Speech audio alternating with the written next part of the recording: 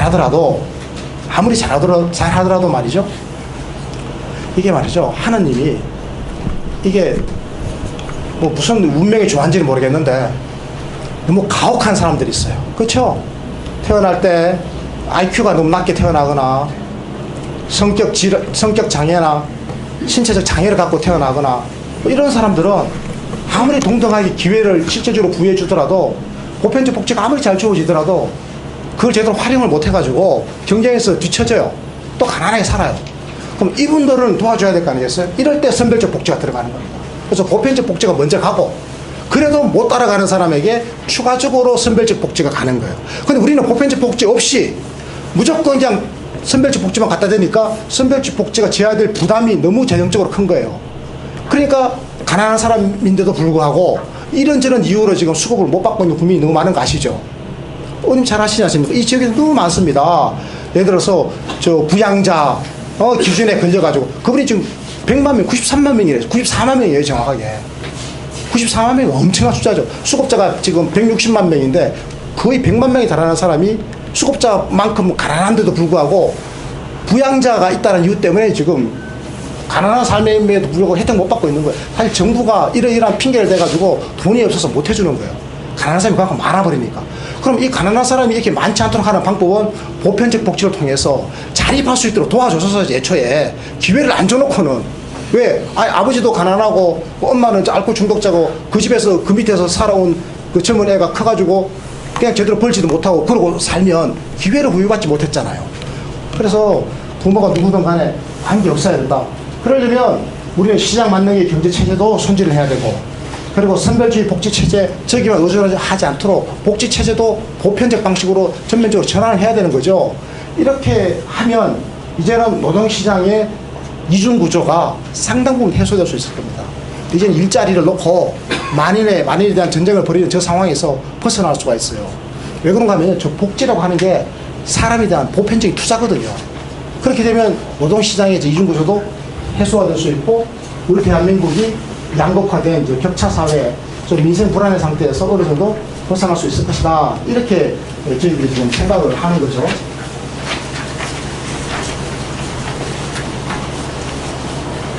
자, 제가 지금 보편적 복지, 적극적 복지, 공정한 경제, 혁신적 경제라고 써놨는데 요거 제가 이게 네 가지가 사실 다 갖춰져야 됩니다. 이게 왜 중요한지를 제가 여러분들에게 간단하게 설명해 드릴게요.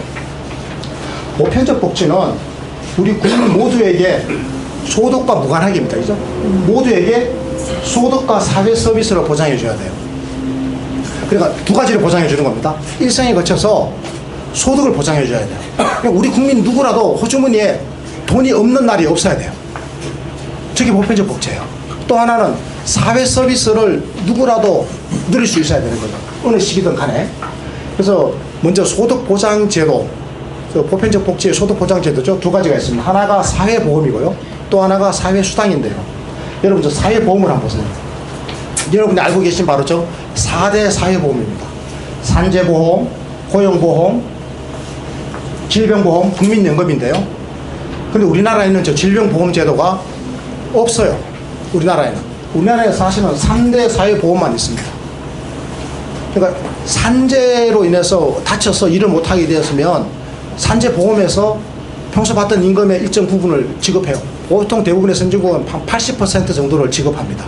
우리나라에도 한 60 내지 70% 정도 지급하도록 되어 있죠.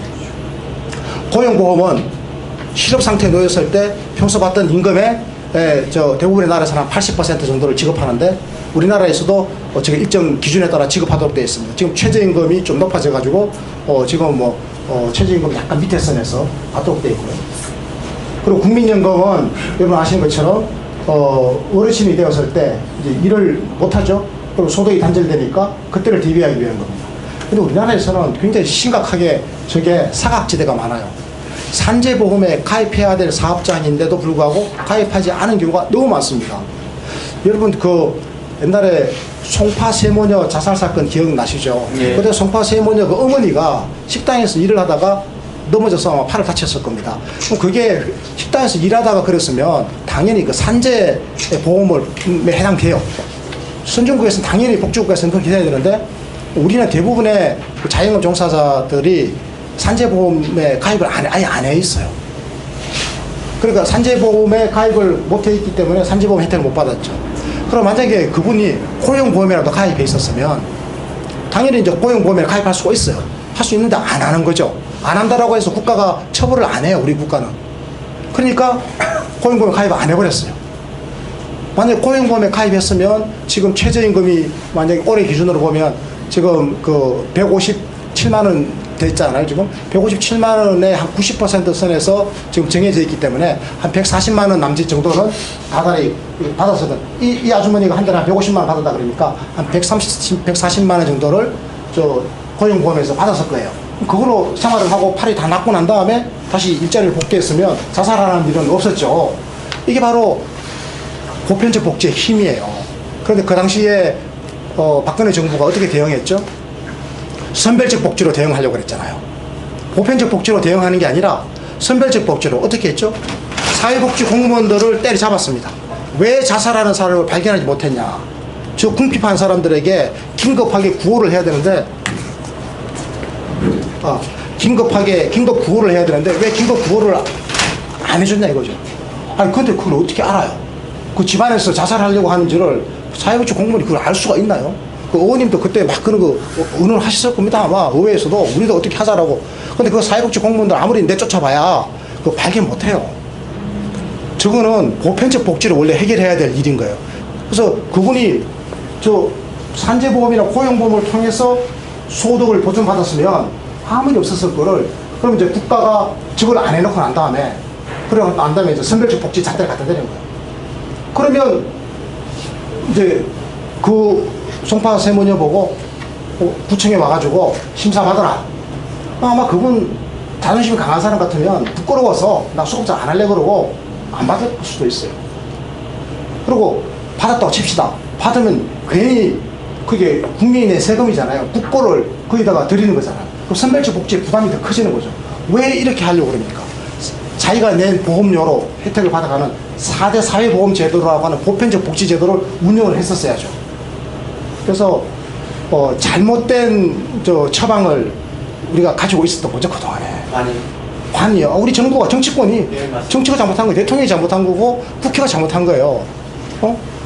그래서 지금 문재인 정부에서는 저걸 어떻게든 지금 해보려고 좀 고용보험의 사각지대를 없애려고 최대한 지금 독려를 하고 있어요. 최대한 지금 저 막노동 하시는 분들 있잖아요. 그분들도 지금 고용보험에 가입하라. 그분들도 지금 국민연금에 가입하라. 최대한 가입을 시키려고 지금 막 독려하고 지금 막 그렇게 노력을 해요. 근데 가입을 할까요, 안 할까요? 안 해요. 왜 안 하는지 잘 아시죠? 오늘 하루 먹고 살 것도 부족한 판에 나 늙었을 때 그거 대비해가지고 지금 뭐 국민연금 보험료가 내 소득의 4.5%를 내가 내야 돼요. 저 피용인의 경우에는, 노동자의 경우에는. 그리고 자영업자의 경우에는 9%를 다 내야 돼요. 한 달에 100만 원 버는데 9만 원을 뺏어가 국민연금에만. 헐떡 뛰는 거죠. 맞습니다. 그렇죠. 보조를 해야지. 그렇습니다. 그래서 지금 4.5%니까 100만 원 버는 사람은 4만 5천 원을 국민연금 보험료로만 내야 돼요. 그러니 싫다고 그래요. 싫다고 그러고 이제 사장님 밑에 뭐라고 말하는 거면 우리 저 가입하지 말고 그 대신에 네가 원래대로 하면 4만 5천 원 네가 내야 되는 거 아니냐 고용주야. 4만 5천 원 내지 말고 그중에 3만 원만 놔줘. 이렇게 짬짬이를 하고 가입을 안 해요. 이건 좀 비극이죠. 국민연금 가입 안 하면요 그분들 나중에 나이 들면 어떻게 되겠습니까? 자식들에게 거대한 민폐가 되는 겁니다. 지금 자식 세대에 거대한 민폐를 끼칠 인구가 얼마나 많은 줄 아세요? 18세에서 지금 60세까지 그러니까 지금 일을 해가지고 보험료를 내야 될 인구 중에 52%만 다달이 보험료 제대로 내고 있고 48% 우리 인구의 절반은요 보험료 지금 안 내고 있습니다. 이게 말이 된다고 생각하세요? 그런데 이거를 그동안 우리 정부가 정치적으로 부담이 된다고 해가지고 방치를 해버렸습니다. 그래서 지금 문재인 정부에서 이걸 해소하기 위해서 지금 사각지대를 없애려고 두루누리 사업이라고 하는 거죠. 두루누리 사업. 그러니까 강력하게 돈 대줄게. 심지어는 이번에 최저임금 끌어올리면서 최저임금 소득자들에게 한 달 157만 원 벌잖아요. 아니 가입하라 말이야 국민연금. 그러니까 펄쩍 뛰지. 내가 157만 원으로 먹고 살기도 힘든데 뭐 알고 지금 돈 뭐 몇만 원씩 떼라고 그러지. 그래서 정부가 특단의 대책을 내놨습니다. 네가 내야 될 보험료 90% 내줄게. 지금 이렇게까지 하고 있어요. 이거는 과거 정부에서는 못했던 일을 지금 하고 있는 거예요. 이렇게라도 해야 돼요, 안 해야 돼요? 해야 됩니다. 이렇게 안 하면 나중에 후배 세대들죠. 100만 명 대군이 태어나놓고는 말이지. 그 애꿎은 36만 명, 이 불쌍한 애들 태어나는 애들 보고, 그 100만 명 단비기 살리라고 나중에 다들 기초수급자가 되고 나다빠지면, 우리 자식 세대들, 손주 세대들 어떻게 살라고 그래요? 이 나라가 유지가 된다고 생각해요? 될 수가 없는 거예요. 100만 명이 태어났고, 또 100만 명이 태어나가지고 부양하면 몰라도, 그것도 힘든 판에, 100만 명이 태어났는데 말이죠. 지금 100만 명이 태어나신 분이 지금 48세 아니겠습니까? 맞죠? 48세십니다. 그런데 앞으로 30년을 더 사십니다. 그럼 78세 되잖아요. 그때 되면 이제는 좀 쉬면서 후배 세대가 주는 돈으로 이제 먹고 살아야 될 텐데, 그 후배 세대가 노동시장에 지금 딱 나와요. 30대 초반이 돼가지고. 근데 얘들이 지금 우리 세대의 3분의 1밖에 안 태어난 거야. 얘네들이 어떻게 우리를 먹여 살리겠어요? 못 먹여 살립니다. 그래, 이런 길게 바라보는 정치를 해야 되는데, 이 대한민국의 잔나비 같은 정치인들은 이 길게 절대 안 봐요. 바로 눈앞에 보이는 것만 하는 거면, 눈앞에 보이는 것만. 그냥 국민들 앞에 그냥 아부하고 현혹시키고, 당장은 돈 안 받아갈게 하고, 야합하고, 그래, 좋게 가지고 표 받아 와가지고는 저끼리 그냥 나눠먹고는 나라를 망쳐놨습니다. 이거를 우리 국민들이 알아야 되는데, 우리 국민들도 똑같아요. 이 정치인들하고 함께 야합했던 겁니다. 세금 더 내자 그러면 다 싫어하고요. 그냥 막걸리 한잔 사주면 좋아하고요. 이렇게 해왔습니다. 이제 이게 지금 대한민국이 지금 무너지고 있는 거예요. 이 지금 나라가 지금 집단 자살 사회, 이거 우리가 한 말 아니잖아요. IMF 총재가 와가지고 어이가 없으니까, 얼마나 어이가 없었으면 콜렉티브 수이사이드 소사이티라고 그랬겠어요. 집단 자살 사회라고 했어요. 그리고 보편적 복지가 또 중요한 것이 소득만 보장해서는 안 됩니다. 이게 사회 서비스가 더 중요해요. 4대 사회 서비스가 보육, 교육, 의료, 요양. 저기서 비껴나가는 인간이 있습니까? 우리 인생에서 저 비껴나가는 사람, 보육 서비스 안 받는 사람이 누가 있어요? 태어나면. 학교 안 가는 사람이 어디 있어요? 누구나 다 병원 가야 되죠? 나이 드시면 누구나 다 요양 서비스를 받아야 됩니다. 피해갈 수가 없어요. 저거는 사회적으로 함께 해결해야 돼요. 그래서 저걸 우리가 사회 서비스라고 부르는 겁니다. 개인 서비스가 아니에요. 뭐 미용실에 가서 이렇게 머리 깎고 목욕하고 이런 거 다 개인 서비스라고 그래요. 저거는 개인이 하고 말고가 아니에요. 운명적으로 누구나 다 가독되어 있는 겁니다. 저거는 함께 해결해야 돼요. 그래서 아빠가 부자든 가난한 사람이든 아버지가 있든 없든 아무 상관없이 저걸 똑같이 받아야 돼요. 저게 바로 보편적 복지의 핵심입니다. 저는요, 소득 보장보다 사회 서비스 보장에 더 우선순위가 있다고 생각해요. 저게 바로 기회를 보장해 주는 거거든요. 그래서 저는요, 국가가 돈이 있으면 소득 보장도 물론 해야 됩니다만 부족한 부분이 사회 서비스라고 생각한다면 저기다 우선 돈을 써야 됩니다. 제가 노무현 대통령이 한 20명 남짓된 자문교수 중에 한 명인데요. 저와 같이 자문교수 했던 분들 다 장관 한 자리씩 했습니다.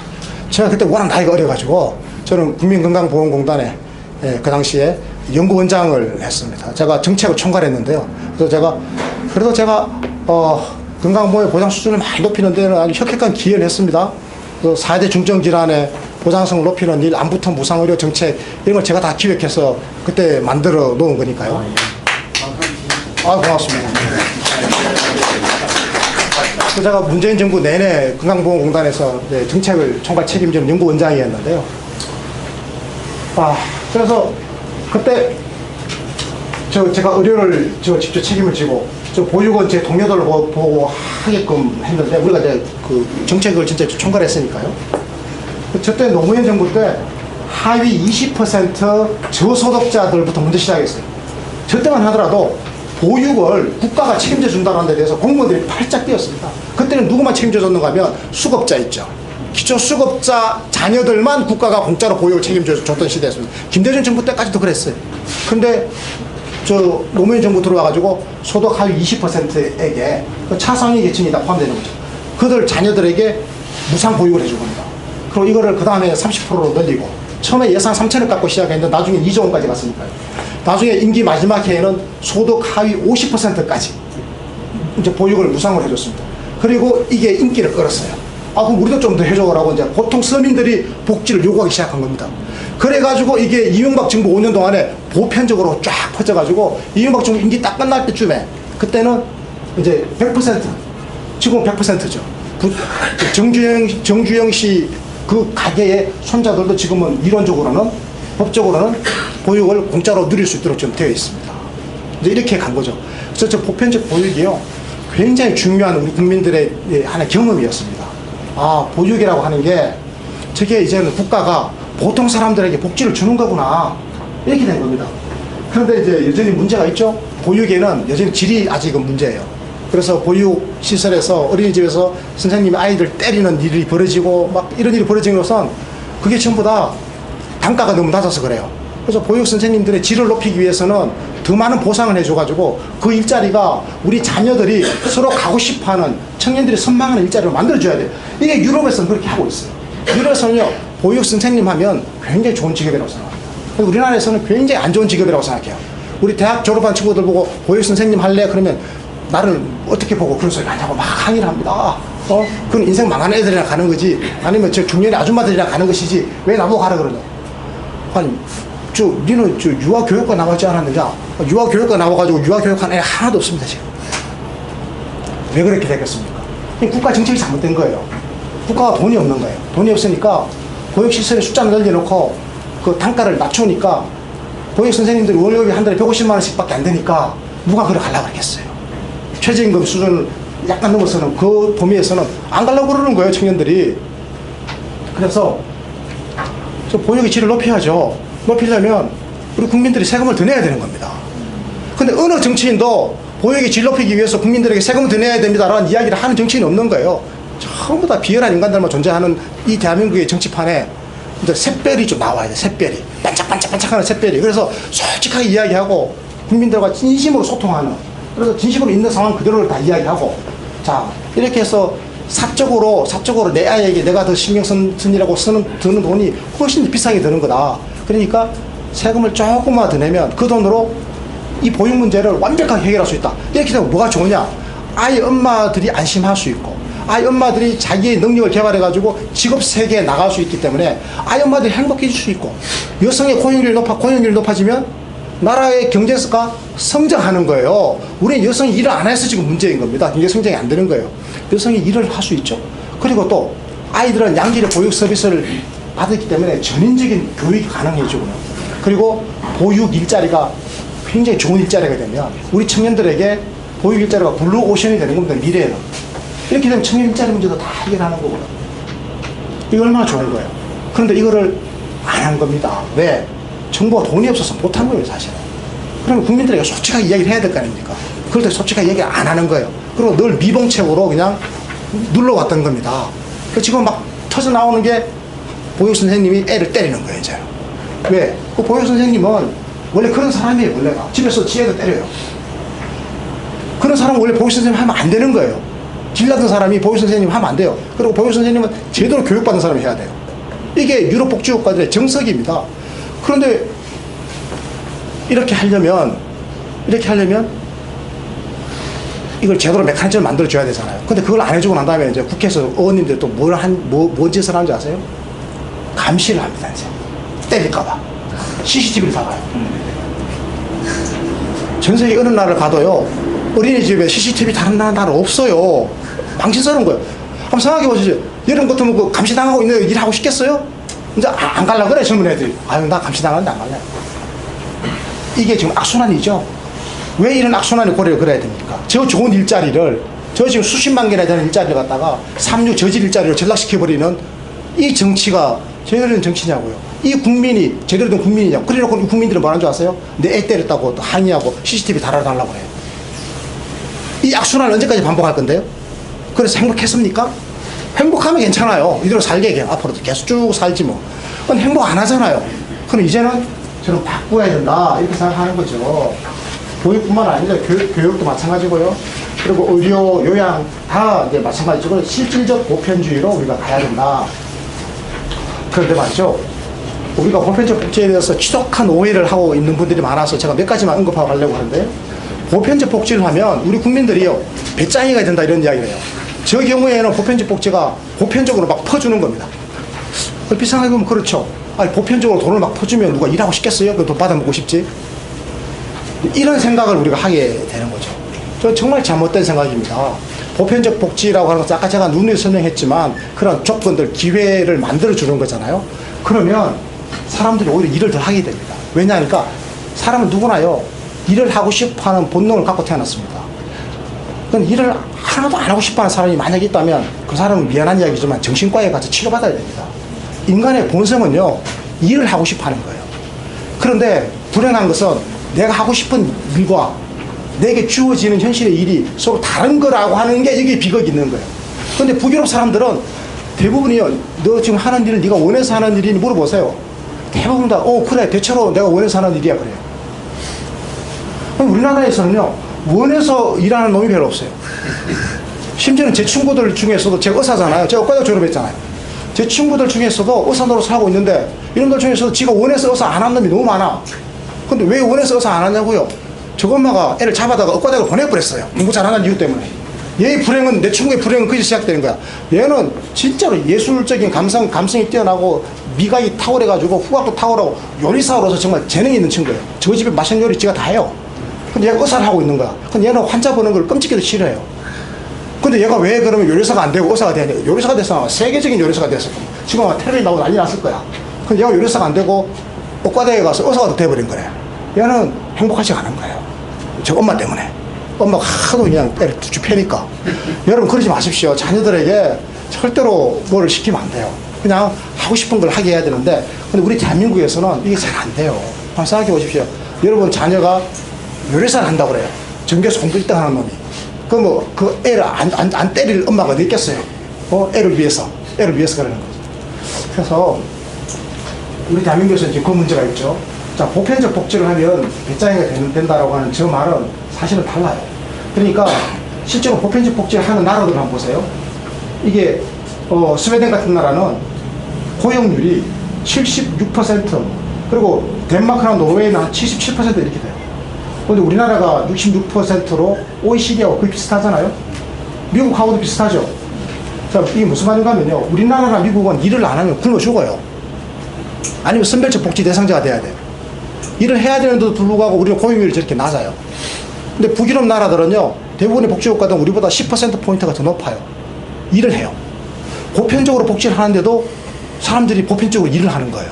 왜 그런가 하면 보편적 복지 속에는 기회가 그만큼 넓게 주어지니까 내가 하고 싶은 일을 찾을 확률이 더 높아지는 거예요.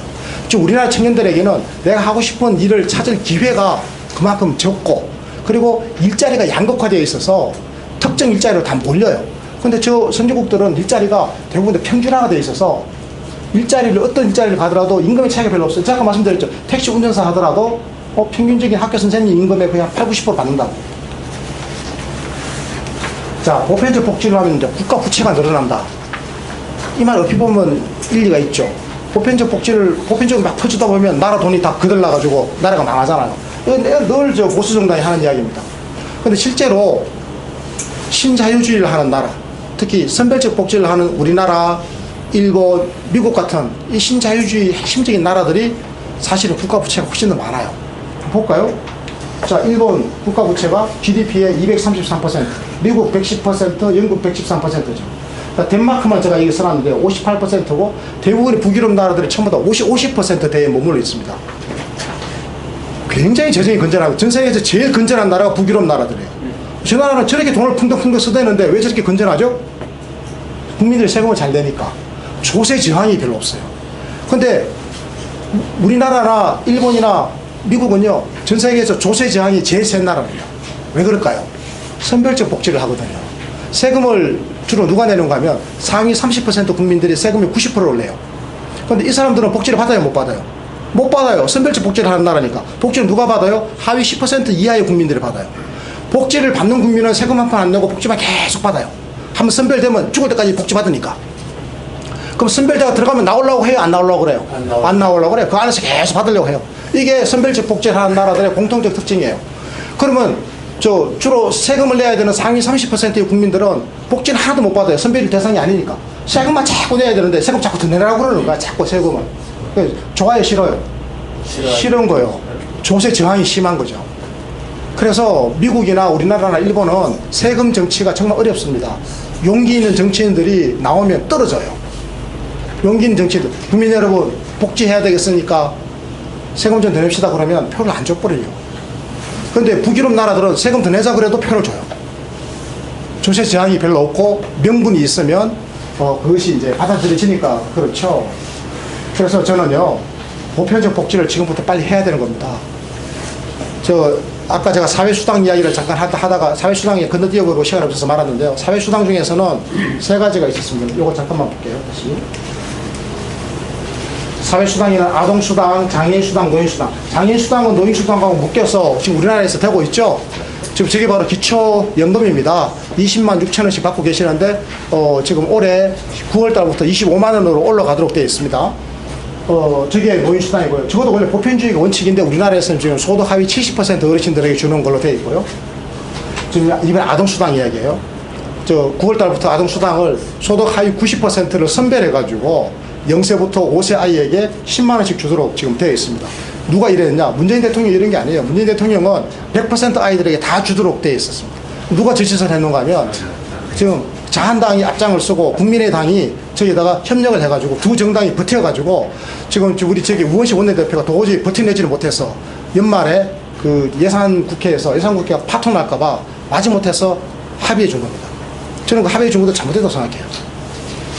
저게요, 얼마나 나쁜 건지를 우리 국민들이 지금 이해를 못 하시는 거예요. 지금 많은 국민들은, 아니 뭐, 부자 10%에게 안 줘도 되니까 그 돈으로 차라리 가난한 사람들에게 더 주면 좋지 뭐, 이렇게 생각할 수가 있죠. 이건 정말 잘못된 생각입니다. 왜 잘못된 생각인가 하면요. 자, 첫 번째. 10%를 걸러내야 되잖아요. 10%를 선별해내는데 저게 돈이 엄청나게 많이 들어갑니다. 어떻게 선별해낼 거예요? 0세부터 5세까지 태어났을 때 6년 동안에 요 아이가 있는 모든 집안, 주로 0세부터 6세까지 아이가 있는 집안에 그 부모가 주로 나이가 몇 살이겠어요? 30대 아니면 40대 아니겠어요? 한참 경제 활동을 왕성하게 하는 나이기 때문에 이 연령대에 있는 사람은 해마다 소득이 변동이 와요. 이걸 매년 다 조사를 해야 돼요.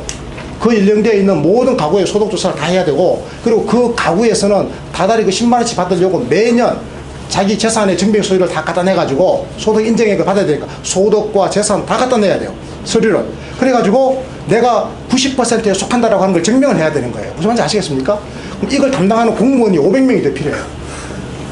지금 공무원 인력 안 뽑겠다고 야당이 그 야당 법석을 쳐놓고는 공무원 인력 수요 지금 500명 더 만들어 놓은 겁니다. 공무원을 늘리는 거 좋아요. 늘리더라도 쓸데없는 일을 만들어 놓고 저기다가 늘리면 어떻게 돼요? 꼭 필요한 일을 만들어서 공무원을 써야죠. 소방공무원이라든지. 안 그렇습니까? 저건 정말 필요 없는 공무원이에요. 제가 더 결정적으로 반대한 이유가 뭔가 하면요. 저 상위 10% 국민들에게 앞으로 세금을 더 내지 않아도 될 알리바이, 즉 변명거리를 만들어주는 겁니다. 상위 10% 국민들은 복지를 받아요, 못 받아요? 못 받죠. 복지 안 받는데 세금은 더 내라고? 당연히 싫어해야죠. 아니, 나는 복지라고는 받은 바가 없는데 왜 나보고 저 복지하겠다고 세금을 더 내라고 그러냐. 이 나라가 내한테 해준 게 뭐 있는데? 이런 이야기 잘 하십니다. 제가 이제 서울대 특강하러 갔더니 제약회사 해가지고 의료기기 이런 거 만들어서 성공하신 기업가가 계시는데, 제가 이런 이야기를 하면서 청년들을 위해서, 지금 흑수저 청년들을 위해서 우리 지금 성공하신 분들이 세금 더 내야 된다고 했다가 욕을 엄청 얻어먹었거든. 질문 시간에 막 욕을 하면서 나중에 막 울물 토하는 거야. 내가 어떻게 해서 돈을 벌었는데 이 나라가 내한테 해준 게 뭐 있는데 나하고 세금 더 내라고 그러는 거예요. 아, 어르신 그게 아니고요. 이 나라가 이렇게 되면 이제는 지속 가능성이 없습니다. 이 양극화된 상태에서 청년들이 좌절하고 나면 경제가 더 이상 운영이 안 됩니다. 그래도 이 나라가 해준 게 있어야 내가 세금 낼 맛이 날 거 아니냐. 그래서 제가 드릴 말씀입니다. 이제 이 나라를 해줍시다. 그분 자녀들에게 따뜻한 밥 한 끼 보편적으로 다 줍시다. 무상급식. 그리고 그분 자녀들에게 한 달에 10만 원씩, 한 달에 10만 원씩 아동수당 다 줍시다. 그러고 난 다음에 그거에 한 1000배쯤 되는 세금을 더 받읍시다. 얼마나 좋아요. 이렇게 해야 그분들에게도 명분이 되는 거예요.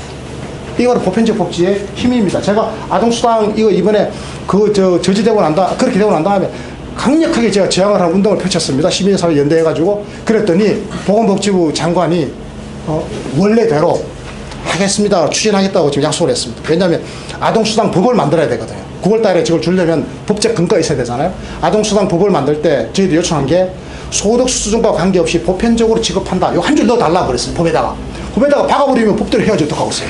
뭐 연말에 저 여야 원내대표가 합의했던 거는 법보다 우선하는 게 아니고 말로 그냥 합의한 거고 법에 딱 박히면 되거든요. 지금 그렇게 하는데 우리 박주민 의원님께서 많이 도와주셨습니다. 박수 한번 쳐주세요. 네. 그래서 보건복지부 장관이 큰 용기를 받아가지고 그래서 아주 상황이 좀 좋아질 것 같습니다. 지금 국회에서 어떻게 될지를 봐야 되는데 시민사회가 좀 지켜보고 있는 거죠. 아, 나중에요. 미안해요. 맞아. 갈 길이 급했어요. 국가복지까지 했죠. 자, 보편적 복지가 공짜다라는 이야기를 하는데요. 복지 공짜 아닙니다. 우리 국민들이 다 미리 낸 세금이고요. 미리 낸 건강보험료고, 미리 낸 고용보험료고요. 미리 낸 사회보험료죠. 그럼 저걸 왜 미리 내게 해야 하는가 하면요. 미리 내는 것이 보통 서민이나 가난한 사람들에게는 훨씬 유리해요. 여러분 생각해 보십시오. 부자들은요, 미리 내는 걸 진짜 싫어합니다. 부자들은 호주머니 돈이 많기 때문에 아파서 병이 생기잖아요. 병원에 가면 내 돈 다 꺼내고 치료받으면 훨씬 더 폼나고 의사를 감동시켜가지고 더 좋은 치료받을 수 있어요. 그렇죠. 근데 가난한 사람은 아파도 돈이 없어서 병원 못 가버려요. 근데 미리 다 내놓잖아요. 미리 내놓으면 가난한 사람은 조금만 내요. 부자들은 엄청 많이 내요. 막말로 건강보험료 제 친구가요, 한 달에 300만 원 낸 친구가 있습니다. 제가 한 달에 한 22만 원 내는데요. 어떤 사람은 한 달에 2만 원, 3만 원 내요. 뭐 보통은 뭐 한 10만 원 정도 냅니다. 평균 10만 원 내도 때 있는데. 근데 다 다르게 내죠. 근데 병원 앞에 딱 서면 다 똑같잖아요. 혜택 보는 건. 이게 바로 미리 내는 거의 힘이에요. 그죠? 그러니까 이건 공짜가 아니다라는 거예요. 그런데 미리 내는 거가 싫은 거예요. 누가 싫어해요? 미리 내는 거를. 부자들이 싫어하는 거야. 그래서 우리는 부자들에게 미리 낼 명분을 줘야 되는 겁니다. 어떻게? 따뜻한 밥 한 끼. 바로 저 이근희 손자에게도 공짜 밥을 주자. 우리 이렇게 주장을 해야 되는 겁니다. 제가 이렇게 해가지고 부자들에게 복지 주자 그러니까 처음에는 못 모르는 사람들이 저는 오해하더라고요. 부자 피는 줄 알고. 그게 아니고 부자들에게 복지를 줘야 부자들이 세금을 제대로 내게 되고 우리 대한민국의 조세 체계가 정상화된다. 이 말씀을 제가 드리고 싶은 거죠. 그리고요, 두 번째가 적극적 복지인데요. 이거는 우리 국민의 창의성과 잠재 능력을 극대화하기 위한 겁니다. 우리 국민들은요, 좀 이상해요. 제가 볼 때. 우리 국민들 이상한 게 아니고 제도가 이상해서 그렇죠. 우리는요, 대체적으로 고등학교 졸업할 때까지 인생에 해야 될 공부에 거의 대부분을 해버린 것 같아요. 무슨 말인지 아시겠죠? 고등학교 졸업하고 나면 공부를 잘 안 해요. 그리고 무슨 고시 같은 거 있잖아요. 뭐 행정고시, 사법고시. 변호사님 저 고시 공부하실 때 억수로 열심히 공부하셨죠? 변호사님 왜 하셨죠? 맞죠? 열심히 공부하셨죠? 그때까지 공부를 다 해버렸나 봐요. 변호사 되고 나면 그 다음에 공부를 잘 안 해요. 우리 의사들도 그래요. 의과대학 딱 졸업해가지고 전문의 자격증 따고 나면 그 다음부터 공부 안 해요. 저 친구들 맨날 골프 치고 맨날 술만 먹고 돌아다녀요. 어떻게 하면 어디 가면 골프 들어가 칠까? 그거 궁리만 해요. 이게요, 정말 잘못된 겁니다. 공부는요, 일생 동안 하는 겁니다. 그런 나라가 건강한 나라고요. 그런 나라가 경제가 성장해요. 인생은 원래 2모작, 3모작을 하라고 만들어져 있는데 우리는 1모작만 딱 해요. 한번 의사가 되면 평생 의사입니다. 평생 의사로 살아가야 되는데 말라고 귀찮게 자꾸 공부를 합니까? 면허증 한 받아놨으면 끝인데. 전문의 자격증 받아놨으면 끝이에요. 그런데요, 선진국에서는 그래서 그러지 말라고 5년마다 의사 면허증 시험을 다시 보거든요. 이런 데도 있습니다. 내가 그 이야기 꺼냈다가 동료 의사들에게 맞아 죽을 뻔했어요. 야, 이 더러운 놈아, 네가 우리 편이냐? 내가 맞아 죽을 뻔했어요. 그러니까 이미 우리 사회는요, 기득권을 하나 얻어놨죠. 특권을 얻으면 그 특권에 안주해버린다니까요. 변호사들이 그렇고 의사들이 그렇고 저 높은 데 계신 분들이 그래요. 한번 올라가면 그 다음부터 안 해요. 나라가 망하는 거예요, 지금 이게. 그리고 밑에 있는 애들은 올라오고 싶어도 특권을 가진 자들이 사다리를 그렇게 차가지고 못 올라오게 막아버려요. 세상에 쥐가 못하겠으면 올라오기라도 허락해줘야지. 안 그래요? 쥐는 엉망으로 하면서 밑에 올라오는 애들 못 올라오게 그렇게 차버리니까 이 나라가 망하는 거예요, 지금. 그래서 이 특권과 반칙의 문화가 이게 결과적으로는 우리 국민들이 일생에 거쳐서 공부를 해야 되는데, 그래서 인생 2모작, 3모작을 해야 돼요. 저는요, 그 한 40대 넘어서서 한 50쯤 접어들면 저는 하고 싶은 다른 일을 사람들이 꿈을 찾아서 좀 나가는 것도 방법이라고 생각해요. 실제로요, 저 북유럽이나 뭐 독일도 그렇습니다만 주로 북유럽이 그런데요. 유럽 많은 국가들은 대학생들 중에요, 대학 가보면 연령층이 다양합니다. 고등학교 바로 졸업하고 대학 가는 친구들은 10명 중에 한 2~3명이에요. 한 3명, 많아야 3명이에요. 그 애들은 진짜 공부하고 싶어서 가는 거예요. 우리는 10명 중에 7명이 대학 가잖아요. 그렇죠? 공부하기 싫어도 그냥 가잖아요. 엄마가 가라 그러니까. 이유가 없어요. 그냥 가는 거예요. 가가지고 전자오락하고 앉아있고 내저러고 앉아있어도 그냥 가는 겁니다. 교수가 강의할 맛이 나겠어요? 공부하기 싫은 애들 억지로 와서 앉아있는데. 근데요, 북유럽의 대학은요, 너무 열심히 공부해요. 하고 싶어하는 사람들이 공부하러 와 있는 거예요. 그럼 또 다른 사람들 30대, 40대도 꽤 많아요. 그 사람들은요, 직장 다니다가 나중에 인생 2모작 하라고. 새로운 게 하고 싶은 거예요. 내가 그동안에는 기계 분야에 뭔가 제조가 있어서 만졌는데, 이 전자 분야가 새로 뜨고 있고, 내가 이 분야에 한 관심을 가져봐야 되겠다. 그러면요, 과감하게 기존의 걸 접고, 몇 년이든 공부를 합니다. 또 공부하는 동안에 모든 비용은 국가한테 책임을 져줘요. 기회를 주는 거죠. 그러니까 거기서 하고 싶은 미치는 사람들이 와서 공부를 하니까 30대, 40대가 20대에게 성적이 뒤떨어지질 않아요. 이게 인생 이모작에 성공하는 겁니다. 거기는